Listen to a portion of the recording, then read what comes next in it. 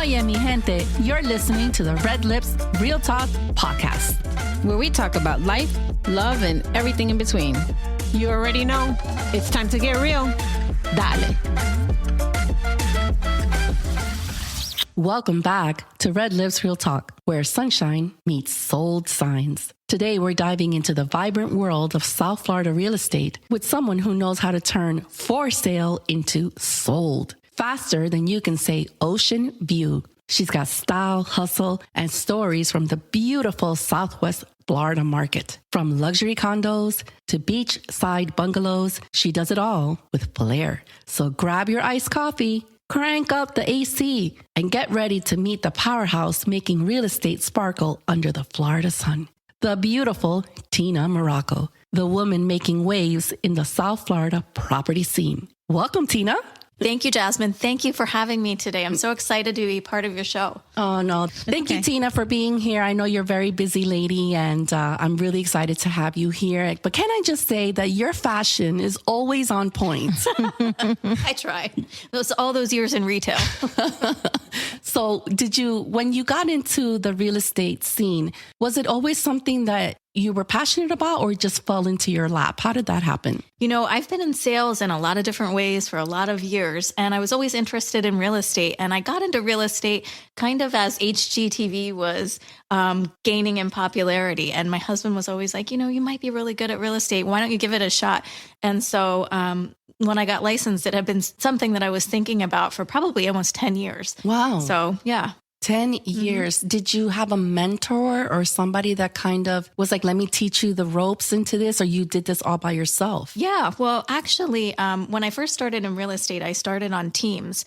And so I thought that was a good idea so that I could learn the ropes from somebody who had been in the business for decades. So yeah, I started on a team that, somebody that had been in the business for a long time, which was really helpful. Also, because when I moved to Florida in 2016, Southwest Florida is a big area, and we covered a lot. Lee and Collier counties, when you think of Naples and Fort Myers Beach and Marco Island, it's a huge area to cover. And so just learning the area and learning the industry, there's a lot to learn there.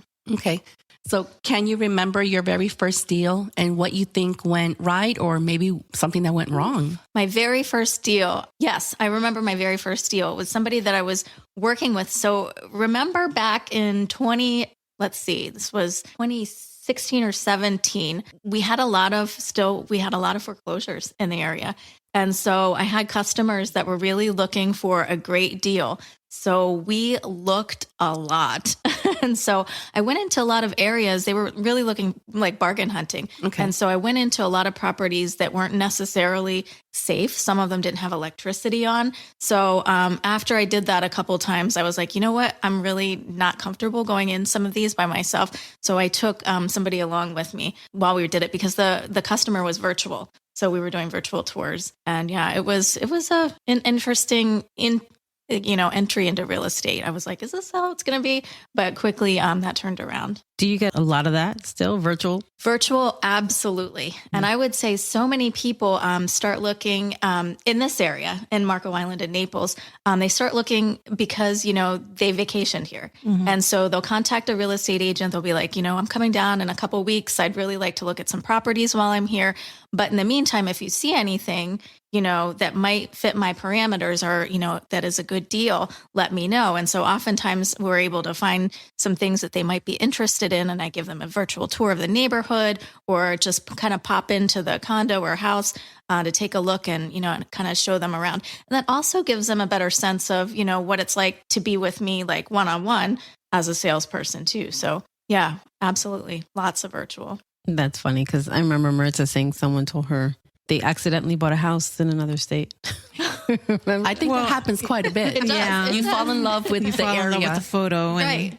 And depending on the market, sometimes you have to jump. When you see something you like, it might not be there once you get here in person. So yeah, it's a fine line between like jumping and trusting. Yeah. And, Exactly. So I wanted to ask you a question because you had mentioned something about, safety concerns, being a female agent. Let's tap into that. Sure. What have been some of, if you don't mind, this may be a little personal, but have you ever been scared in a situation, whether it was an open house or you were like uncomfortable? If you don't mind sharing a story that. Absolutely. So my very first open house, I did by myself in Naples, and I didn't know it was in a community. You might be familiar with it. It's not far from Vanderbilt Beach. It's not gated. Naples Park area, usually really busy in season. When I did this, it was kind of like at the beginning of season. So it wasn't really, really busy, but there were still people around. So I get to the open house, and like I said, it's not gated, no security or anything. Get into the open house, and I walk all the way to the back of the house to start turning on the lights, which I shouldn't have done. And I get to the back, and I hear the door bang shut, that somebody came in behind me. And I turned around, and I couldn't see the entry door. And I was, saying, hello, hello, hello. I turned around. There was this big guy just standing there. And it turned out, I think he had just seen me. He was just going for a walk. He just saw me, but he was also hard of hearing. So he couldn't hear me when I was saying hello, hello. And it was just odd to me that, somebody would come in after me. He saw me carrying open house signs, but I didn't put them in the yard yet, so it was very, very unsettling. And, a lot could have happened, didn't, thankfully, but it made me realize, lock the door once you get into the house, and, make sure after that, lots of times I'll sit outside the open house or, make sure that I can see who's coming in, just to be a little bit more careful. And obviously, if you can do an open house with two people, it's much safer. So now moving forward, when you have to do open houses by yourself, what is something that you always do because of what happened to you and that fear? Like, what's the one thing that you do to always make sure that you're safe? Yeah. Well, I mean, and this, I don't know if this makes sure that I'm safe, but I always lock the door so I can see who's coming in. So, when somebody knocks on the door, I'm ready and I can see, who it is. Not that I can vet them, but it just makes me feel a little bit safer. With virtual leads, do you still have the same security issues with that? Yeah, absolutely. And kind of even more so because, with the virtual leads, we have a lot of people that are, sadly trying to scam a lot of different ways. Wire fraud is huge. And just, whatever reason why they're trying to meet up with an agent. There's a lot of different things. But so I use a software now. It's called Forewarn. So when somebody comes in, and for people out there that don't know what virtual leads are. So a lot of times when you click onto like Zillow or realtor.com or something, if you're looking in a city that you don't know an agent, it'll connect you with an agent. Like if you want to know more about a property, it will connect you. And so, it's kind of like a live call talking to a real person. And a lot of times, you get in a conversation with that customer and they want to see the house. So, or they want to sell a house. So it just depends. And so this Forewarn software at least gives me, I can type in their phone number and it gives me a background check. Not completely thorough, but at least I can see, oh my gosh, like this person is, not great. Or, maybe there's no history on that person. That's a big red flag too, because a lot of times that's what a scammer is doing with, kind of blank phone numbers. Have you come across any scammers? 100%. Yeah. And actually here in Marco, I had a customer call me and wanted to list a property. And that happens all the time, and I don't know them. I have them submit their IDs to me. This person had 2 different IDs, sounded completely legitimate. This is for a land lot in Marco Island. And I talked to them several times on the phone, had the whole story, and it turned out that it was completely fraudulent. Completely. I listed the property, did the photos, did everything. And then because my brokerage sends out a listing, the hard copy listing to the address of the owner on file, the listing came and that owner was like, wait a minute, I didn't list my property. What is this? And so they contacted me, and it was so bizarre. You're like, what is the end game here? But you have to think it's probably wire fraud at the end of it. Are you getting more of those kind of leads versus in person now, like in today's world? So most of my customers are like repeat customers or customer referrals, but there are, even customers that I'm meeting that are walking into my office. It's hard to say, like, are they for real? Right. It's just, you just never know. Yeah. So So Tina, not to keep bringing up security because, you're a female real estate agent, but have there ever been times that you've walked into particular properties and you've seen things inside the property, not necessarily like a person there, but things that seemed off? Absolutely, Jasmine. And thank you for asking that because whether or not people know, human trafficking is really prevalent in South and Southwest Florida. And that is people being held as basically slaves for a lot of different reasons. And so we've had quite a bit of training on how to recognize some of the, how you can spot human trafficking. And a lot of these organizations that are helping people that are being trafficked kind of say that real estate agents are a lot of times the first way they can find out if, an area is being human trafficked and the reason for that is there's a couple things you can look for, and locks in strange places, locks on bedroom doors is one of the things. And if you see a lock on the top and the bottom, if you're showing properties, that could be something that look out for. That could be somebody locking somebody in a room. The other thing that we've seen is rooms being built inside rooms or inside of garages. And I have been, unfortunately, in showing property where I was in a garage one time and there was a room built into the garage that you couldn't really tell. And there were several people in there. So that's just something that you have to look out for, and certainly just report it to the hotline just so they can check things out. I mean, it's just a sad kind of reality of what's happening. I mean, that's mind-blowing to me because you just said right now that real estate agents sometimes are the first eyes to notice things. I never would have thought that. I would have never thought that either. Yeah. And I mean, you have to know what to look out for. And oftentimes the scary part about the one scenario that I was telling you about where there was a room in the garage, I was at the property by myself and I was thankfully, I had the customers on FaceTime. They were live with me on the call. I got out of there as fast as I could. Do you call the police at that point? There's a hotline that you can call. I guess you could call the police, like maybe the non-emergency number, but there is a hotline number that you can call. It's a national human trafficking hotline. And there are a lot of organizations in this area that are assisting with the victims of human trafficking. Path to Freedom is one of those, but there are quite a few. The Shelter for Abused Women and Children. I had no idea that this area of Southwest Florida was so prevalent with human trafficking. I mean, I'm like mind blown right now. I would say South and Southwest Florida. We're huge because, we're near the water. So that's one of the reasons, get people in and out easily. We're near major airports. So yeah.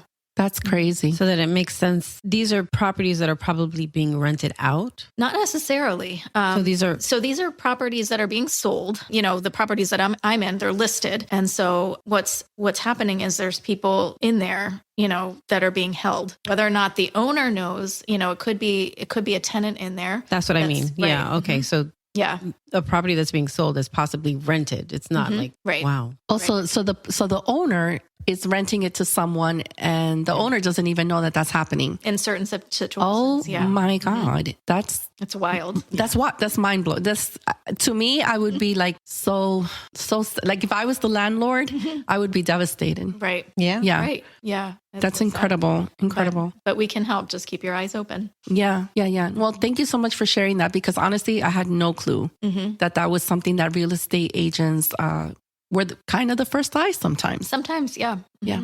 So talking about open houses, Tina, educate me a little bit on this. As an agent, are you responsible for the cost of putting the open house together? Absolutely. Yeah. Okay. Yeah. And that's a good question, Jasmine. A lot of people don't realize real estate agents are paying for a lot, not just marketing. But yeah, if I'm purchasing, cookies or water or even the open house signs, I'm paying for all of that. So yes, that's part of an agent's. Wow. I think about that because there must be, I don't know if it happens to you, but I feel like there may be people who just like, I have nothing to do. Let me call the agent. And they go and see 2-3 houses and that's your time. And do you feel like that happens to you quite a bit with certain people or do you now know how to weed out those type of people? Great question. So a lot of those people, that used to happen a lot. But last year, last August, when NAR came out with new kind of guidelines, new things that we have to do. And one of those things is we have to have a customer sign a buyer representation compensation agreement to show them properties. I think that really cut down on showings for what we call like looky-loos, people that are just kind of trying to be entertained on a Sunday. It cut down on showings a lot. So I think because that representation agreement will outline not only the timeline of your representation with them, but also the agent's compensation. And in some cases, the buyer will be responsible for paying the agent's compensation. Depending on the market, right now in Southwest Florida, sellers are still paying most of the time. But, if you go into a different market now, because this is a guideline that's across the country, not just Naples, sometimes the buyer will be responsible for the agent's compensation. And I think when customers are seeing that, it gets much more serious. They don't want to sign anything. And so that will cut down. If you're serious, you'll sign it. Right. And exactly. so absolutely. And that's a protection for also your time. Yeah. And the money that you spend on these showings and listings. And also for sellers too. I mean, they don't need to have people in and out of their house that aren't serious. So if you don't mind me asking, because I noticed that there's a lot of changes with percentages, just like you said, like, how does that work now? What have you seen? Like, because before it'd be like, okay, the agent charges 6%. We split it 3% here, 3% there. What are some of the changes now that you're seeing in that area? Good question. So the conversations that I'm having with my sellers are, basically, this is my compensation as the listing agent. Now it's up to you what you want to offer a buyer's agent should they come in. And in this market in Southwest Florida, where we do have a lot of inventory right now, I would highly recommend you offer a competitive compensation, because what happens is, and this shouldn't happen, but it does, an agent will call me and say, hey, what is the seller paying for agent compensation? And that way they are shifting the focus on, maybe you want to see this property, maybe you don't want to see this property. So sadly, that's happening. So I think sellers really need to be cognizant of, we need to offer competitive compensation in a market where it's, kind of shifting towards a buyer's market. We're in that era now, right? We're in Southwest Florida. Buyer's market. Yeah, in Southwest Florida, there's a lot of places that are not in buyer's markets right now, but yeah, we are for now. However, I think we're going to have a good season. You think so? You do? I do. Okay. Yeah. And why do you feel that way? I'm getting a lot of calls from people that I didn't expect, past customers wanting to buy again, or, referrals from past customers, just kind of looking around, hoping to buy. I think the fact that we didn't have a terrible hurricane season yet here helped. And I think the other thing that's happening is insurance is settling down a little bit. We have a lot more insurance providers coming into Florida. So insurance, instead of like skyrocketing, it's plateauing a little bit more. And in some cases, I've had customers say their insurance went down this year. So hopefully that's a trend that will continue. So I think a lot of people probably purchased during COVID. I had a lot of customers purchase during COVID and found out that they didn't use the properties as much as they thought they would. And the carrying costs in Florida are high, oftentimes higher than they anticipated. So I think that's why we had a lot of people list in our area, at least. And now, I think the cost is probably moving in the right direction, getting a little bit easier to carry. And so we'll see the buyers pick up a little bit more. So I wanted to shift the question here a little bit. I don't know if you know the answer to the question I'm about to ask. Hopefully you do. But I know a lot of people that are leaving their homes or transferring their homes to family members or their children. And I've seen it quite a bit because, homes have gotten very expensive and they're just like, let's just keep the home in the family. Yeah. Have you seen that quite a bit? I've seen that quite a bit. And I can talk about it from my perspective as kind of a listing agent and the things that I've seen, pitfalls, I would say, but also the nice part about it. So in Marco Island and in Naples, we have a lot of customers that purchased condos in communities where they've had them for decades. And, it's kind of been like a family tradition. And oftentimes these families have more than one unit in a building, because it is like, maybe it's, mom and dad, and then the siblings, but, something like that. It's kind of like a family tradition. So yeah, when people pass away or when people are getting older, they're thinking about what is the best way to transfer. And I can't speak to the best way because obviously that situation is different for everybody. Yeah. But what I have seen is sometimes the parents end up putting the properties in like 3 siblings' names. Well, I've had that go south lots and lots of times.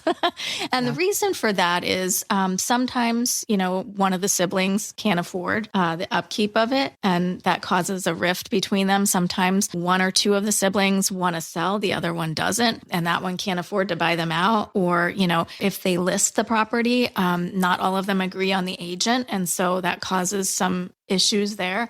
And also what you have to think about is getting everybody on the same page. Say you're listed and, you're listed for a price, you get an offer. Everybody has to agree on all the terms. So it's challenging, definitely, when there's... It has to be challenging when you have more than one person. Yeah. Because if it's your daughter, then she can decide to either sell it, rent it out, remodel it. I mean, the possibilities are endless. But once it's, my other sister or my brother, and it's 2-3 people, just like you said, that could be something, a good intention could end up being a huge nightmare for your family. So I understand what you're saying. Especially if it's a legacy property that's been in the family for years and there's a lot of emotion attached to it. It's tough. Would you happen to know what are the tax implications when you do this?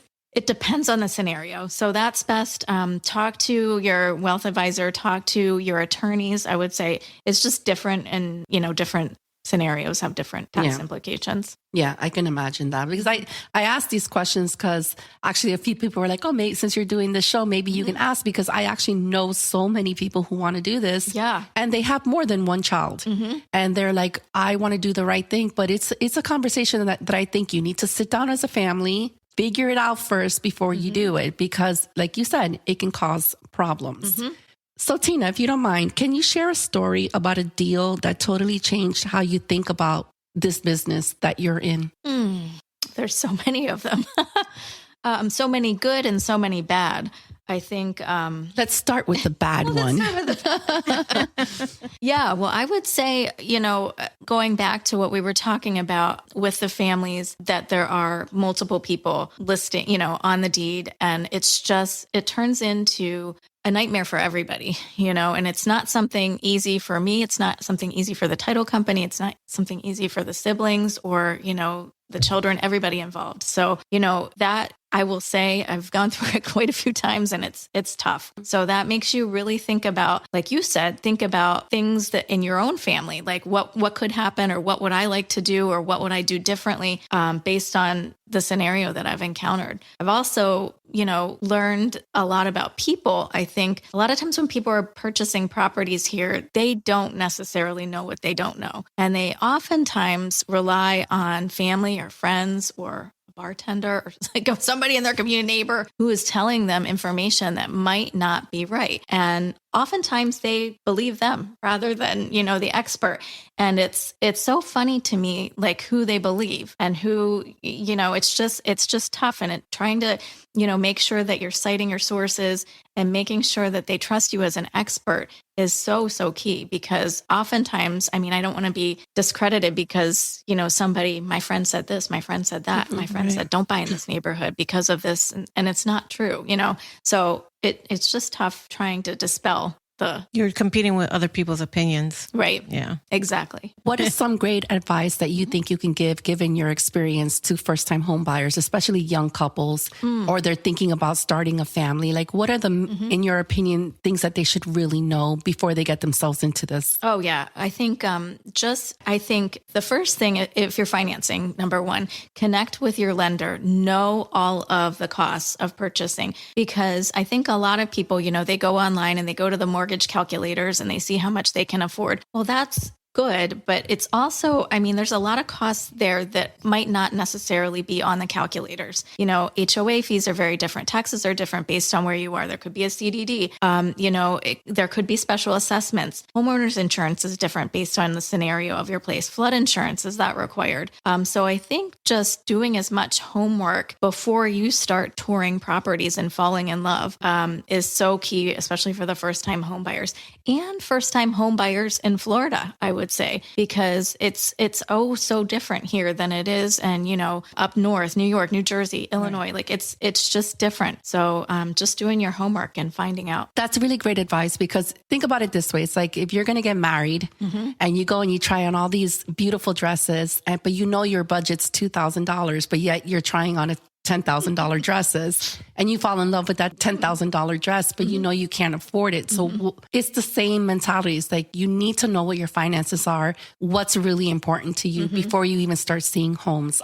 I think that's great advice. Yeah. Are there programs out there for first-time home buyers? Oh, there are so many different programs out there for first-time home buyers. And that's connect with a lender and connect with multiple lenders even because, different companies offer different incentives, different programs.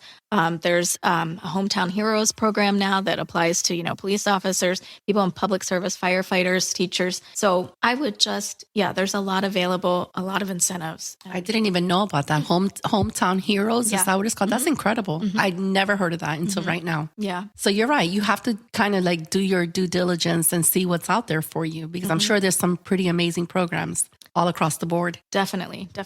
Would you say that for the average Joe that doesn't own a home or hasn't ever thought about buying a home, renting versus owning, like how would they go about making that decision? I think, that's something where you got to have a spreadsheet and figure out what are the benefits for you. Are you going to stay in the area long term? That's one of the big things. If you're not planning on staying, maybe renting is a better option for you. Because, real estate, the market goes up, the market goes down. But if you're in it long term, usually it pays out. But, if you're just going to be here for 2 years, that might not be the best option for you. And these interest rates going up and down, do you believe that also has an impact on? Oh, 100%. It, in the past couple of years, it has impacted first-time homebuyers and, people wanting to stay on their properties longer because they have a great rate. And, if they have a 3% rate, getting into a property at a 6% rate, really, how much can you afford? It's just a huge difference. That's like the joke. It's like if you got a 3% or 2.5%, you're not moving. I'm not fucking leaving. We're not fucking leaving. I'm staying right here. That's exactly what's happening. Yeah. Do you see maybe interest rates coming down at all? Do you think? I'm hopeful. Yeah.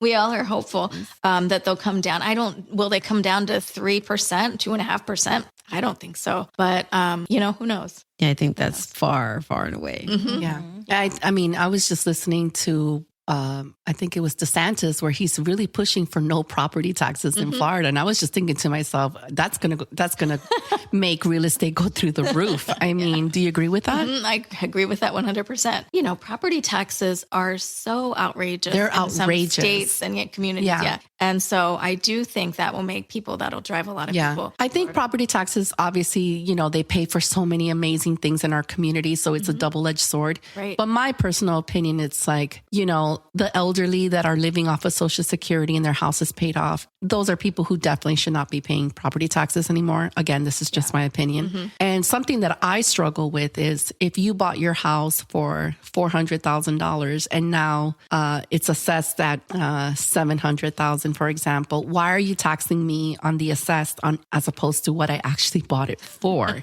So that's something that I think they should definitely, if they don't get rid of property taxes altogether, at least make some changes. Because if I bought a TV for $1,500 and I have to be taxed on it for the rest of my life, okay, tax me on $1,500, not $3,000 or $5,000. So I think there's always been something with property taxes that rub me personally the wrong way. Yeah. I don't know if you agree with that, but it's obscene. Yeah, they can get out of control for sure. I know he's looking to definitely change that for people that have paid off their houses. And I think the other thing that's important is, the people that are claiming Florida as homestead, those people should obviously reap the benefits the most, I think, rather than, the vacation home people. What's something that's happening in the real estate market right now that most people don't know about, but you think they should know about? Is there anything happening currently? We, in Southwest Florida, the development is going bonkers here as well. I mean, I don't think that's a secret though. Yeah. We're expanding rapidly, especially in areas east of 41 and I-75. It's just the development that's going to be there is astronomical and it's coming. Yeah. How do you feel about the new developments since you brought it up? Do you feel like these homes are actually being made very well or they're being made quickly? Because I know the older homes, they have their own issues, but they're structurally sound. Like they were made very differently as opposed to knocking so many out now. Have you seen anything that you're like, wow, this is a new property and this is happening already? Maybe something that people could look out for. Yeah. Well, so the one piece of advice I would give people looking at new construction is think about getting a home inspection when you're getting a new construction home, just because a lot of times the builder isn't necessarily, they obviously have like a warranty and everything, but you want somebody to go in there and just have a second look. So I think that's incredible that you said that, because most people don't think of like, oh, it's a brand new property. It's pre-construction. I don't have to pay the $200-$300 to have an inspection done, but you should. And I think if you're in the market right now and you're thinking about buying a new home, take that advice, because later, 2 years later, you're like, wow, this is not working. Why is it falling apart? So that's a really good advice that you just gave. Thank you for that. But I will say too, a lot of the new construction communities are very well done. I think the ones that are being planned are incredible. And I think, just in general, we'll probably see issues, of course, but there's a lot of really good builders out there. So yeah. So I wanted to switch it up a little bit here. Obviously, you know that there's been some huge changes with AI right now. And all of us are like, oh my God, I wonder what's going to be in the future. Yeah. We talk amongst ourselves as friends. We start thinking about these things. Do you think that's going to affect your line of business? 100%. Really? It already has affected my line of business. So if you don't care to share, what are your fears? So not my fears. I think people that are fearful of AI are really going to, if they're not using it, that's kind of to their detriment, because there's going to be a lot of agents and early adopters that are really going to get good at it, and it's really going to benefit. And it's there to help us rather than, replace us in a lot of aspects. But I think it can make your job easier in some ways. But I also think, for instance, I'm seeing a lot of virtual tours. So I'll just use one example, Mattamy Homes. I think you have those in Miami too, new home community that I'm seeing. They're doing more of like an AI, like virtual tour of the community, which is great. 24/7, you can get a tour of the community. You don't have to be there, or you can be there. And it's kind of almost like one of those tours when you go through a museum and you put on a headset and somebody's there. But is that live or pre-recorded? I think I haven't done it, but I think it has almost like a chatbot aspect to it where you can ask the questions and no, I was just thinking right now what you said, because I'm like, what if I want to see what the neighborhood looks like on a Tuesday at 3 a.m.? Yeah. And you can see it, Yeah. That's incredible. Like I never even thought about that, but that's what's happening. I think that will become more and more common, just because, people getting tours of neighborhoods, may not be ready to buy, but can, easily come in and out with, the right credentials. Yeah. Yeah. And what's some advice you would give to someone if they're listening to us right now that's thinking about going into real estate or becoming a realtor? Would you still recommend it? Obviously, yes. But just, I think that the most surprising thing is the cost of being an agent. It's, people think that agents make a lot of money, and certainly they can and do in a lot of cases. But there's a lot of costs associated with that. Remember, you're running your own business. Right. So you're responsible for your marketing. You're responsible for, just little things that you wouldn't necessarily think of. But I would say partnering, I really like it when agents partner with, a mentor or are on a team, because the contracts are tough, the areas are tough, and it's just a different business. So knowing the cost of business is, key. And I think learning from somebody that really knows what they're doing, because you certainly don't want to do a disservice to your customers. Yeah, I think that there's a big miscommunication. There are people going in and they're not educated, they're a little naive, and they don't realize, okay, you're becoming a real estate agent or a realtor, and you don't realize that this is your own business. You have to find your own clients. You have to build network. It's a not so glamorous like $1 million listing, Yeah. On that note, would you be on $1 million listing? Of course. You would? Would you be the good girl or the villain? Good girl, obviously. Always the good girl. I know. I love watching that show. I always sit there and used to watch them, especially like the New York ones and the LA ones. And I'm like looking at it and I'm like, oh, I don't like that house. I don't like the windows. And it's like $20 million. Yeah. It's always funny how you you look at it like you can really afford this. And I'm like, no, hard pass. Yeah.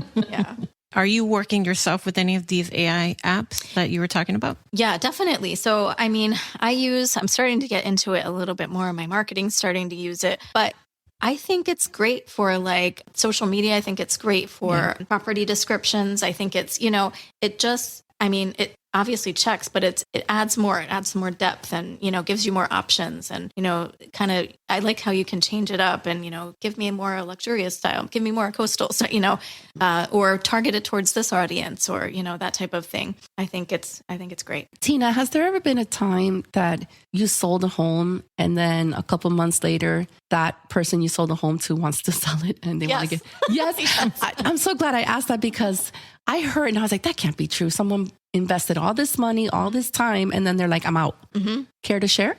I'm trying to think of an exact scenario. A couple times that's happened to me. And it's because life happens. And, whether we call that life is lifing. Life is lifing. Yeah. Whether your family circumstances change, divorce, family member passes away, or sometimes they make friends in a different neighborhood and, they come down here and as a vacation home and all my other friends live in this neighborhood, not my neighborhood. I want to be in their neighborhood too. So that's happened. It's, life is lifing. Right.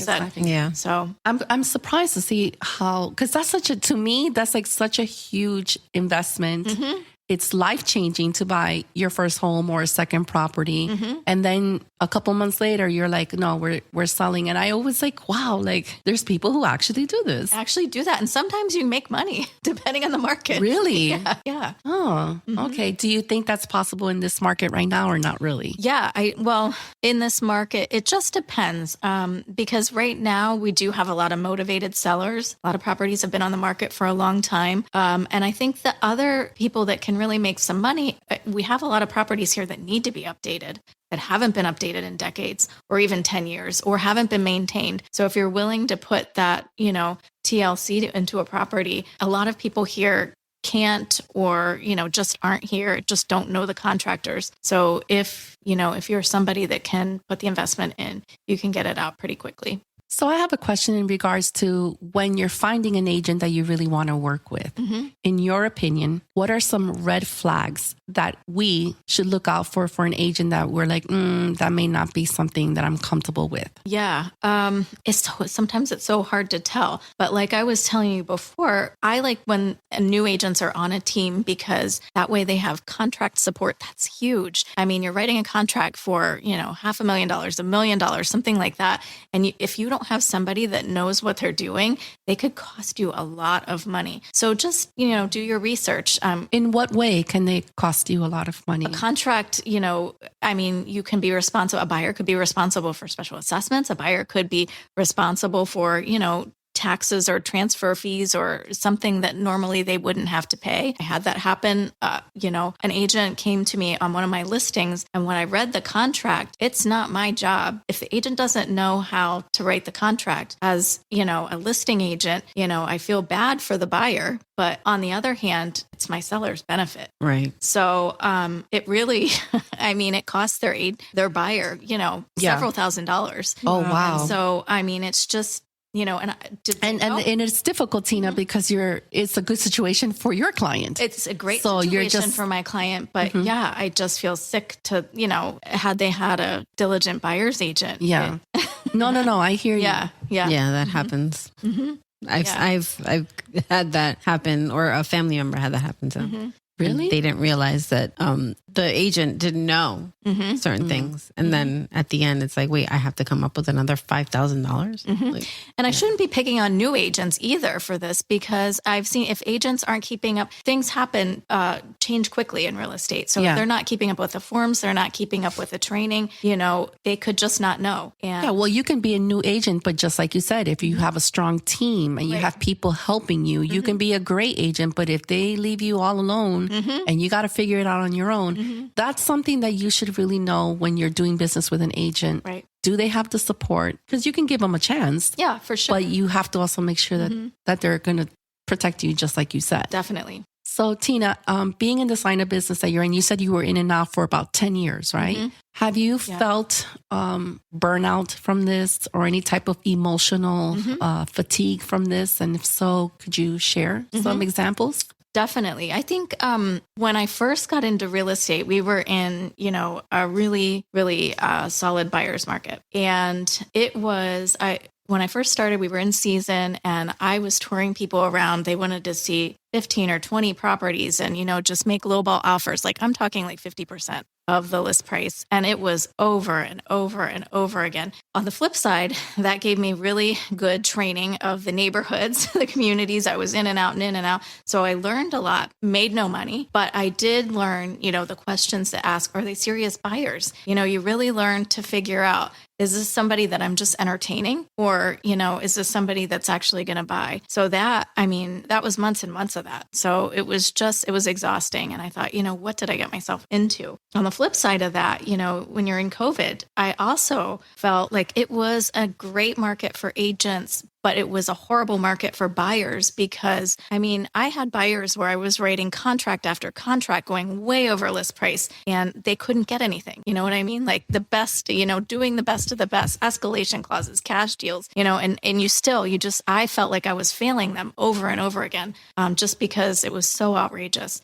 So that was, that's also like a time where I was just like, I don't think I can do this. I just feel like Yeah. Mm-hmm. And also like in a market now where you're doing everything for the sellers and it's just not happening because we just don't have the buyers, which is changing. But yeah, it's tough. I know in a seller's market, it can be difficult because I had a friend who was trying to buy a house during that time of season where it was the seller's market. Mm-hmm. And they literally, they kept getting turned down, a better offer here, a better offer there. Or even if it's the same offer, you have to write a letter. Tell me a little bit about yourself, your family, like pictures. I'm like, what? Mm-hmm. Yeah. So they were like literally fighting to buy a house. Exactly. In that market. So I can see how it's tough. Yeah. And then you think like as a buyer, you think, is it my agent? Is it what am I doing wrong? Is it just me? I felt so bad for the people that weren't cash, at least here. It was like, there was no chance, unless you waived your financing contingency, which to me was, yeah, that's wild. Yeah. Just thinking about that, it's like, to me, that's crazy. Yeah. So I wanted to ask you a question here, just to switch it up a bit.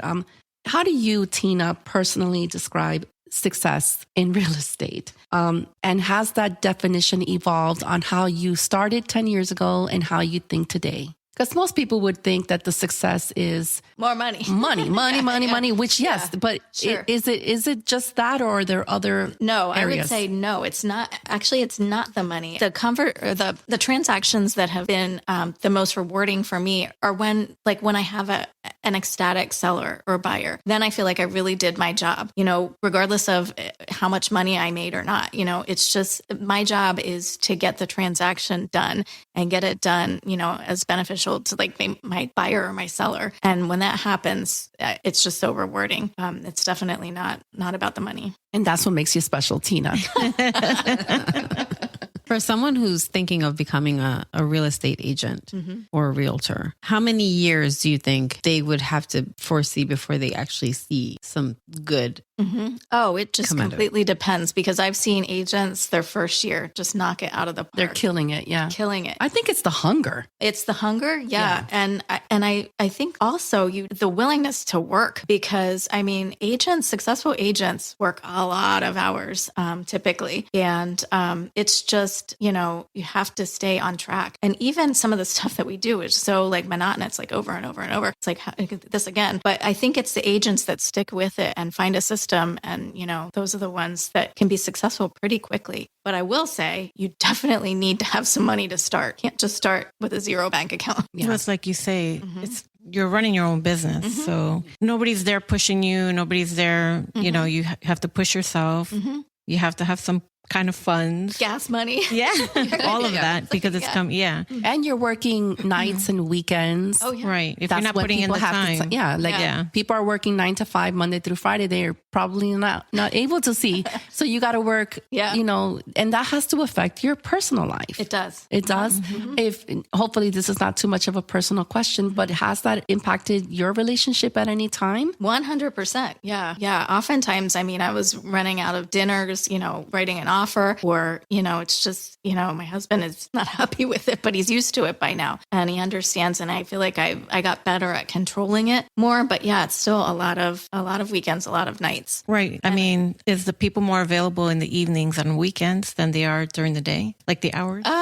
It just depends. So if you're working a lot with first-time home buyers, a lot of times they're, working during the day. So nighttime and weekends are when they're available to see properties and write contracts. So, but here too, open houses, typically Saturdays and Sundays. So that's time. And, it's just when somebody says they want to get into real estate because they want to make their own hours, well, that's kind of a joke to me, at least. Yeah, that is a joke because I'm sorry, I didn't mean to interrupt you, but it's like people think that they go into this and they're going to be like, oh, it's going to be maybe a fun job. And I don't think it is. I think it's aspects that are fun. I'm sure that there is. I'm sure. Let me take that back. But it's a lot of hard work. It sure is. Yeah, it sure is. And it's a lot of patience, I think, and just learning to bite your tongue. I can imagine. Yeah. I think wasting someone's time and just having, we don't have anything to do today. Let's call this person. We want to see 2-3 homes. I think to me, if I was in your line of industry, that's something that I would struggle with, to be honest with you. So I have 2 thoughts about that. So I think sometimes they're not just like trying to waste time. They're thinking at some point someday, I'd love to buy a house. I'm not ready yet. And some of that too is like doing your homework, learning the neighborhoods. And a lot of times now, which is something someday I would love AI to help with, these tours, these home tours, or these, Southwest Florida tours. Buyers can't get into these communities without an agent oftentimes, unless it's on an open house day. So an agent, even if the buyer's not ready to buy for another couple years, might find themselves touring a buyer around because there's no other way for the person to get into the neighborhood. Right. So whether or not that's a waste of time, it's just, you have to see the big picture, I guess, and hope that those customers, use you in a couple years. That's another thing, staying in touch with people. Right. So let me ask you a question. I saw this on Modern Family one day because what's the guy's name? Was it Paul? He's a realtor, I believe. And Sofia Vergara's character, she went to bitch one of the clients out. He was like, he's not a real estate agent. He's a realtor. And there is a difference, but I don't know what it is. So I was like, well, I'm going to ask Tina, is that real? Like, and what is the difference?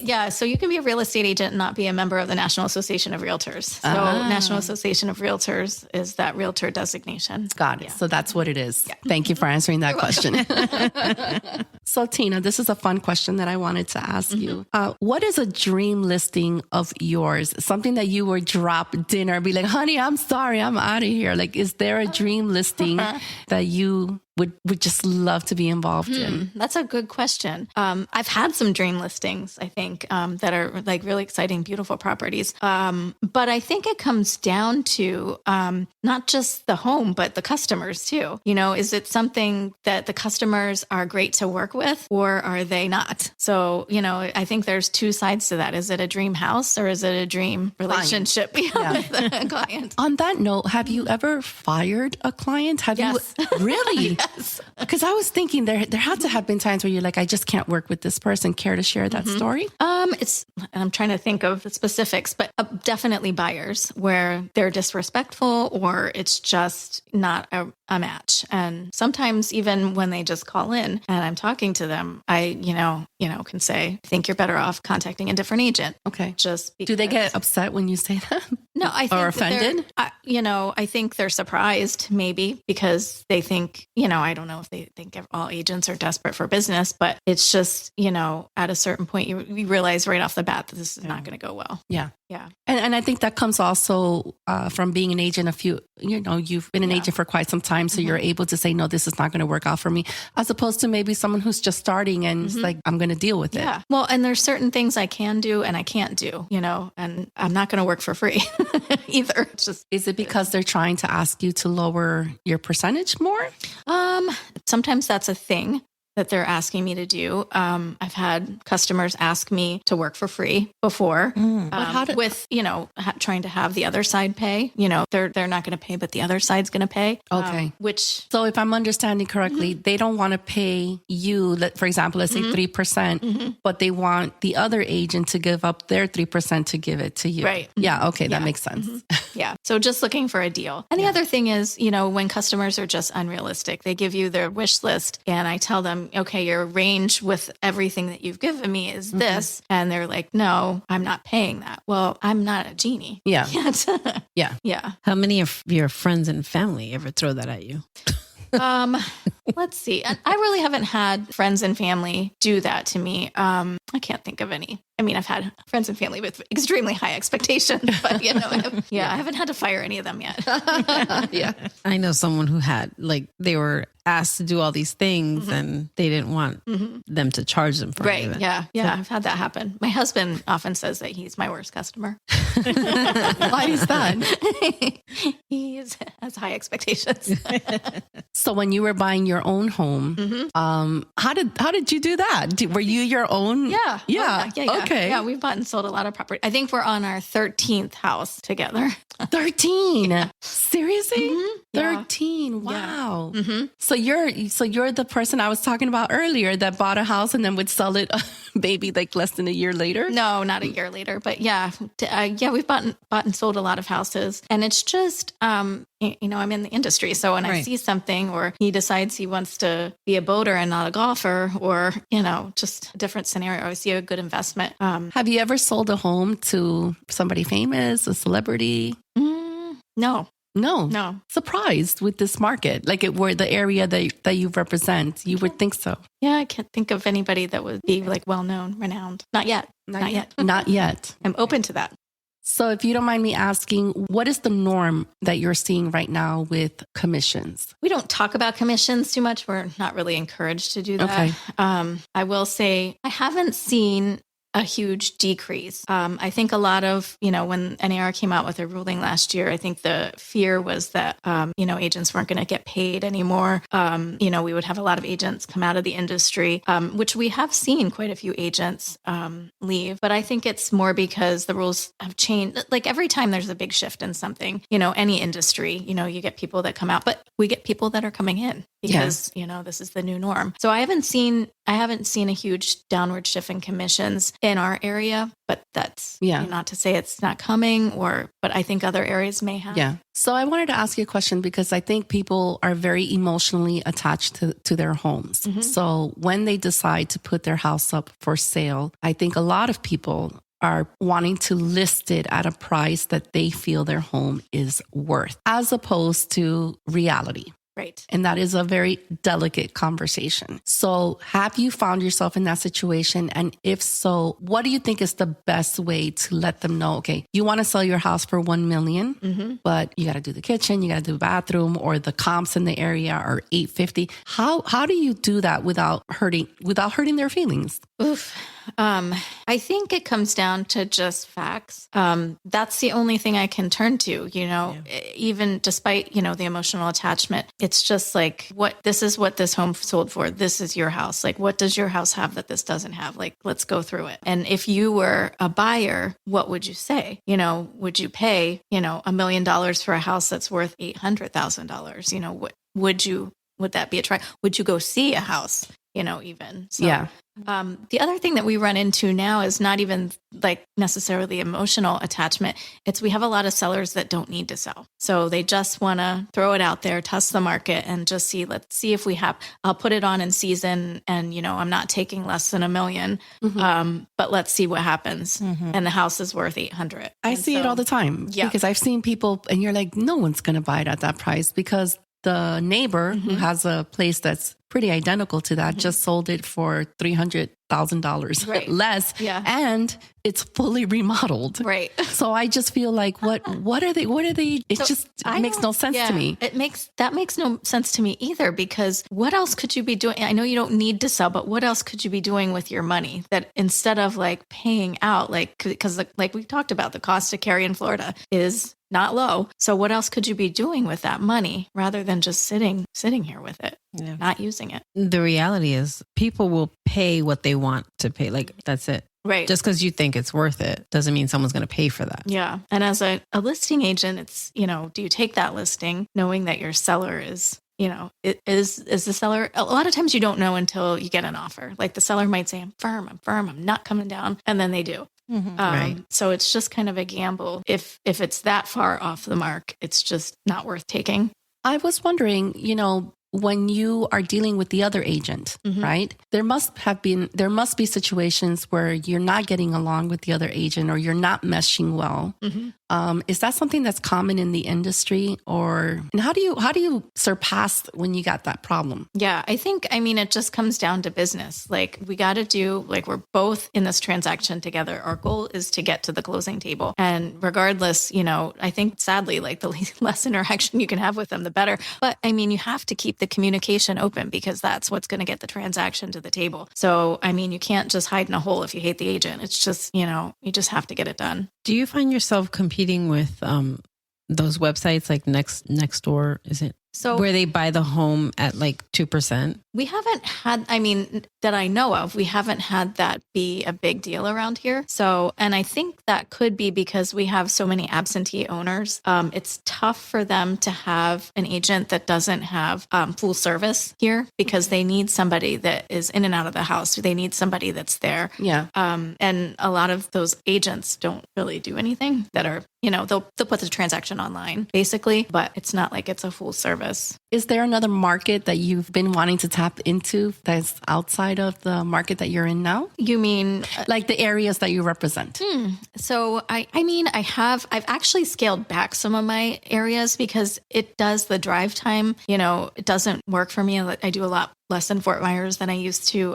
Same with I would love to work in Sanibel, but it's just not feasible because it's just so far away. Yeah. I think that would be. And how is the Fort Myers market now? Because Ian ripped through them. So do you see a change in that area now? So yeah, Fort Myers Beach, certainly way less inventory, but they're rebuilding. So there's a lot of new construction coming in Fort Myers Beach, which is very exciting. But, Fort Myers itself is so huge. Yeah. So we've got the city, we've got, all these golf communities. So a lot of those areas were relatively unaffected by the hurricanes and everything. But again, Fort Myers has so much new construction, which is exciting for them. Do you think that area is good for new, young couples that are starting out?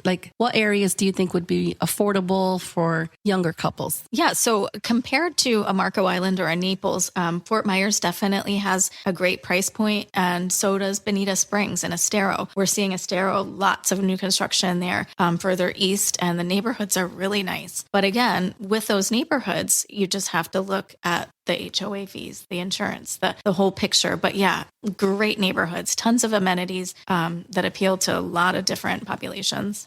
Well, Tina, thank you so much for all this wonderful and informative information. I really think there's a lot of people listening to this show that are going to learn a lot of things that they didn't know because of everything that you shared, and we really appreciate it. And before we say goodbye, why don't you let our listeners know how they can get in contact with you, your social media, your phone number, all that good stuff, so you can get in contact with the beautiful Tina Murocco to help you find your dream home. Thank you, Jasmine. Well, I'm just honored that you guys have even, asked me to be on the show. You have such a great following and such a great program. So I really appreciate it. Thank you. Yeah.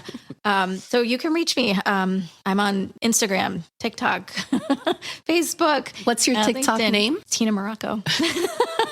At Tina Murocco. Mm-hmm. Yeah, at Tina Murocco. So Tina, if you don't mind, go ahead and give us your phone number and the name of the business that you work for, the real estate agency, and your email. Yeah. So I'm 239-778-6817. I'm at Premier Sotheby's. My office is downtown on 5th Avenue in Naples, Florida. You can also reach me at tina.muracco at premiersir.com. That's tina.muracco at premiersir.com. That's Premier Sotheby's International Realty. I told you she was fancy pants.